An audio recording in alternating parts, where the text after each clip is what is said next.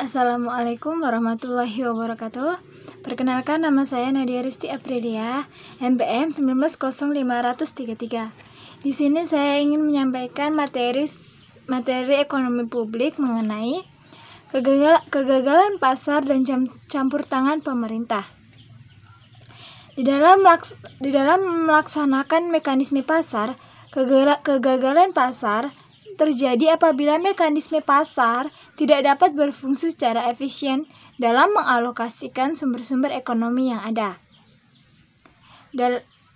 Dalam hal ini, mekanisme pasar akan menyebabkan barang yang dihasilkan menjadi terlalu banyak atau terlalu sedikit. Dalam hal yang sangat ekstrim, kegagalan pasar akan menyebabkan pasar tidak terjadi, sehingga barang dan jasa tertentu tidak berhasil oleh pasar tertentu. Dalam membahas kegagalan pasar, ada 8 unsur kegagalan pasar. Yang pertama yaitu adanya common goods atau barang bersama. Yang kedua, adanya unsur ketidaksempurnaan pasar. Yang ketiga, adanya barang publik. 4. Adanya eksternalitas. Kelima, adanya kegagalan informasi. Yang keenam, adanya pasar yang tidak penuh. Ketujuh, unemployment. Ke-8, adanya ketidakpastian. Di sini saya ingin membahas pertama mengenai kegagalan pasar. Yang pertama, 1. Barang bersama atau common goods.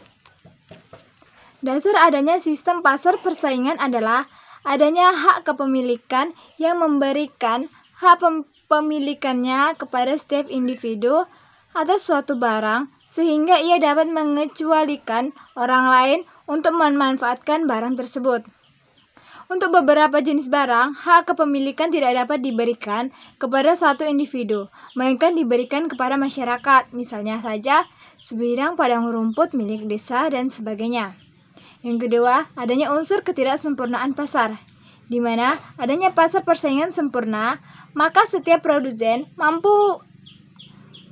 maupun konsumen merupakan satu unit yang sangat kecil, sehingga baik konsumen maupun produsen secara individual tidak akan dapat mempengaruhi harga dengan cara menambah atau mengurangi barang yang dijual atau barang yang dibeli.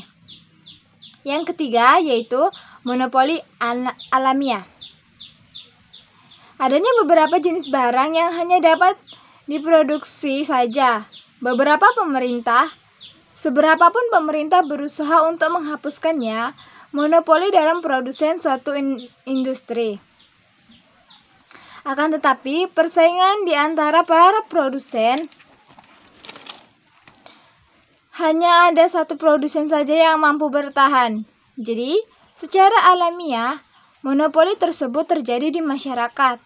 Hal ini disebabkan karena adanya pasar terlalu kecil atau investasi yang dibutuhkan sangat besar. Contohnya saja seperti perusahaan kereta api, perusahaan telepon, perusahaan listrik, dan sebagainya. Yang keempat yaitu barang publik.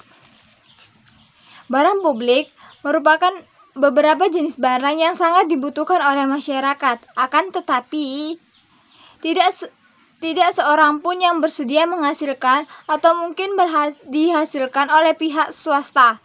Akan tetapi dalam bentuk yang terbatas. Misalnya saja seperti tahanan, peradilan, dan sebagainya. Yang kelima yaitu eksternalitas.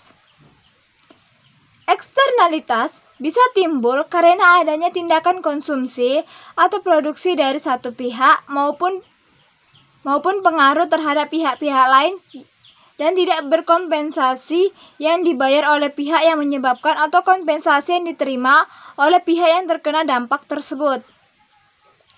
Eksternalitas dapat bersifat positif maupun bersifat negatif. Yang keenam, yaitu adanya pasar yang tidak lengkap. Suatu pasar dikatakan lengkap apabila pasar tersebut menghasilkan semua barang atau jasa yang biaya produksinya lebih kecil daripada yang mau dibayar. Adanya beberapa jenis barang yang tidak dapat diusahakan oleh pihak swasta dalam jumlah yang cukup. Yang ketujuh, adanya kegagalan informasi. Dalam beberapa kasus, masyarakat sangat membutuhkan informasi yang tidak dapat disediakan oleh pihak swasta. Misalnya seperti perkiraan cuaca untuk para petani, pelaut, dan sebagainya. Akan tetapi tidak ada pihak swasta yang menyediakan informasi tersebut. Yang kedelapan, adanya kegagalan pemerintah.